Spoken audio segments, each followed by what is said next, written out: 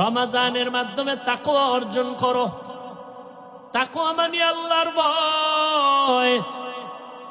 রোজা এমন একটা আমল, নামাজ পড়ছেন ফেরেশতাকে আল্লাহ পুরস্কার দিয়ে বলছে ওর হাতে দিয়ে দাও। খুব খেয়াল করেন। তেলাওয়াত করছেন ফেরেশতাকে বলছে ওর আমল নামায় সওয়াব লিখে দাও। কিন্তু রোজা আল্লাহ কারো হাতে দেয় না। আল্লাহ কয় ও রোজাদার, রোজাটা তুই আমার জন্যই রাখছো, এর পুরস্কার কারো কাছে দেই নাই, এর পুরস্কার আমি নিজের হাতে দিয়ে দিব।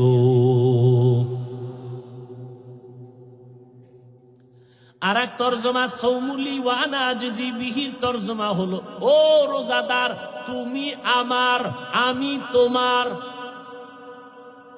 রোজাদার তুমি আমার, আমি আল্লাহ তোমার। এই কথার মধ্যে কোনো ফাঁক আছে? যদি আল্লাহ কয় তুমি আমার, আমি তোমার, কসম আল্লাহর, সে বিনা হিসাবে জান্নাত। তবে সমস্ত মুফাসসিরিন কেরাম বলেছেন আল্লাহ সব রোজাদারকে বলবেন না তুমি আমার, আমি তোমার। ওই রোজাদারকে আল্লাহ বলবেন তুমি আমার, আমি তোমার, যেই রোজাদারের মধ্যে থাকবে ৬টা গুণ। কয়টা গুণ? ৬টা গুণ। আল্লাহর ভয় তাকওয়া অন্তরে ঢুকান রোজার মাধ্যমে, আল্লাহ ওয়ালার সোহবতের মাধ্যমে। তাকওয়ার মূল স্লোগান গুনাহ থেকে নিজেকে বাঁচাও। গুনাহ থেকে বাঁচাইবেন কেমনে? জীবনটা তো দুইটা ভাগ হয়ে গেল, একটা পেছনে আর একটা সামনে। পেছনে গুনাহ তো করেই ফেললেন, এখান থেকে নিজেকে পবিত্র করার জন্য একটা মেডিসিন লাগবে, কান্নাওয়ালা তওবা। আর সামনের জীবনে গুনাহ যেন না হয়, এই জন্য করতে হবে আপনাকে তাকওয়া অর্জন। তাকওয়া থাকলে বান্দা গুনাহ থেকে বাঁচতে পারবেন। আর এই তাকওয়া অর্জন করার জন্য খাঁটি আল্লাহওয়ালা মুত্তাকি তাদের সাথে সম্পর্ক রাখতে হবে।